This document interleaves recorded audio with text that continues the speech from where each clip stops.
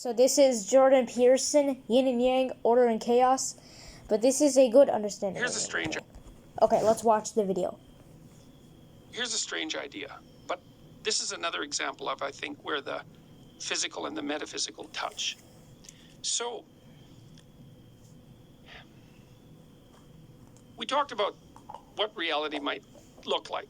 There's a material reality, let's say, that's what is, but then there's the reality of what could be, that's potential, it's something like that. And so, potential has this weird existence. Well, here's another strange thing. You might say, well, what's the best way of conceptualizing reality at the high level of abstraction? What is reality? Taoist symbol, yin and yang symbol, So there's a black serpent, and it has a white dot in it, and there's a white serpent. Yeah, it's the yin yang symbol. Black dot in it, and they're tail to tail. And that whole symbol is Tao. And Tao means a bunch of things. It means potential. It means the way of life. So to live in Tao is to live in the proper manner.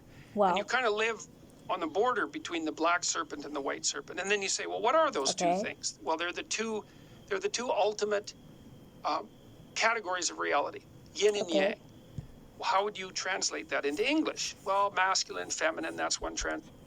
Or passive, active, or life and death, or mercy and severity, or God and Satan.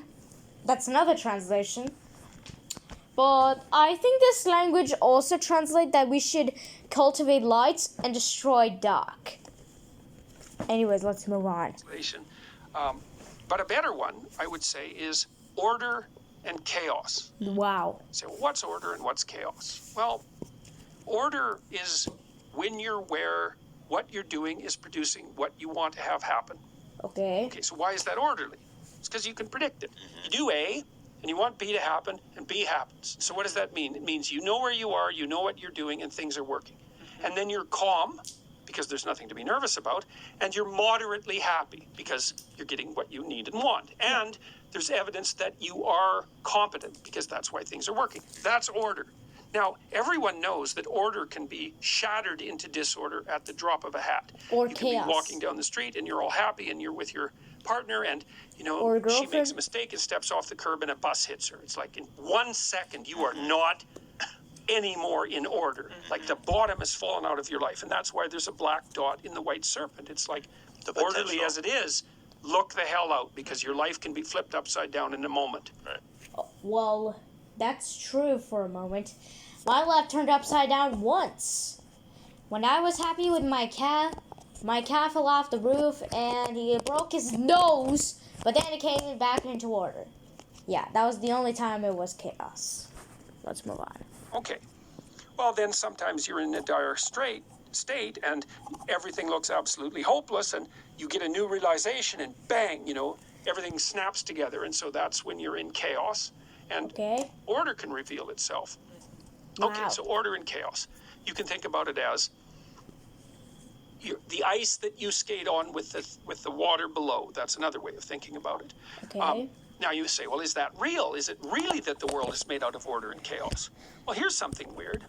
You have two hemispheres, right? And hypothetically, they were selected by the processes of natural evolution, right? Okay, so what he's saying is that, well, the yang can be south, or yin and yang can be into two different ideologies.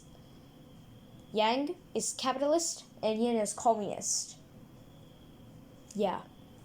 I think capitalism, communism, order and chaos, yin and yang. Selected by reality. Well, you have a right hemisphere and a left hemisphere. So it's kind of like, well, reality must have two elements, because why would you need two hemispheres otherwise? And they do have relatively separate consciousnesses, those two hemispheres.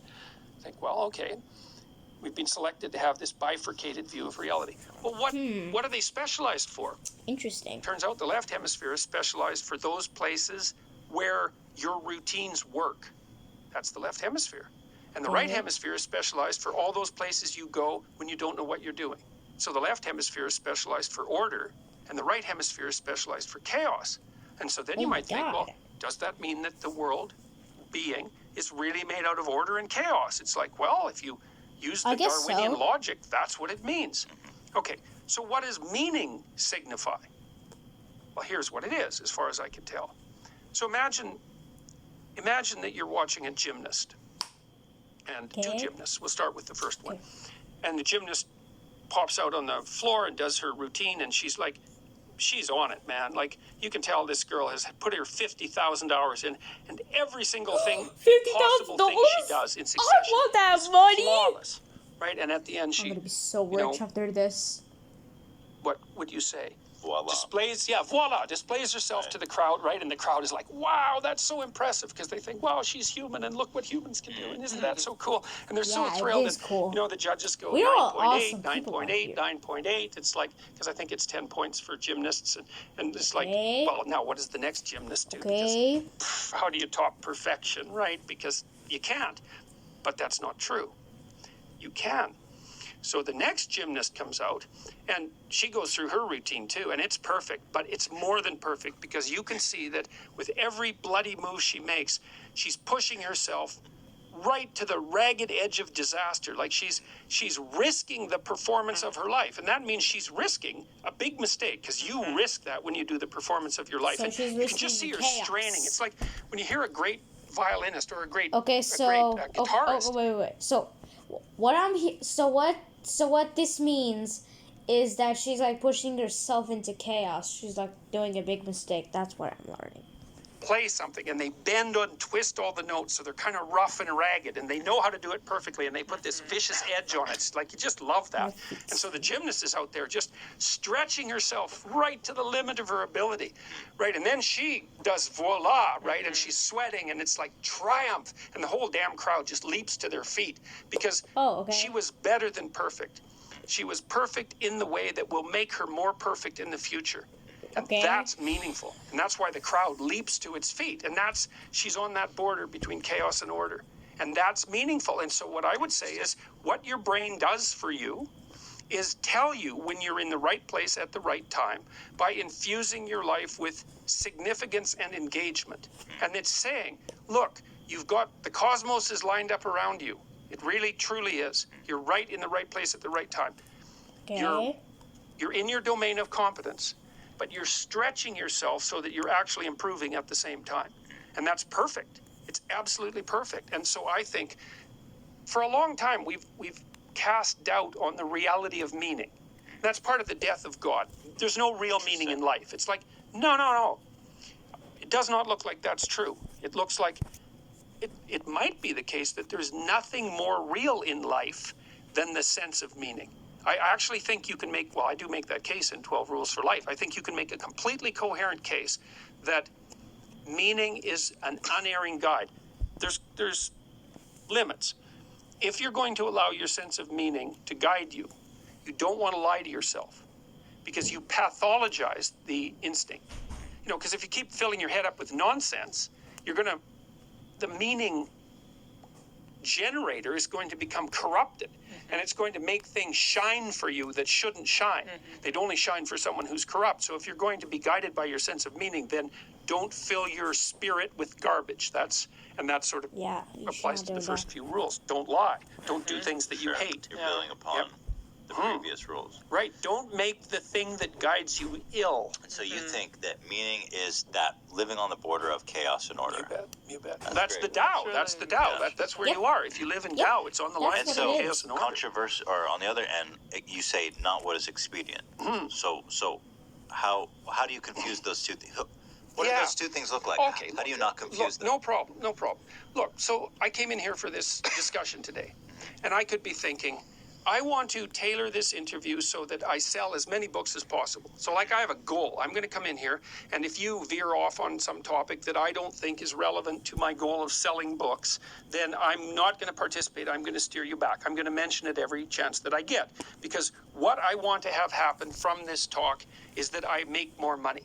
It's like, okay, so then I'm going to come in here and I'm going to manipulate the conversation to facilitate that goal. Okay, so that's expedient. But then I could say, no, let's not bother with that.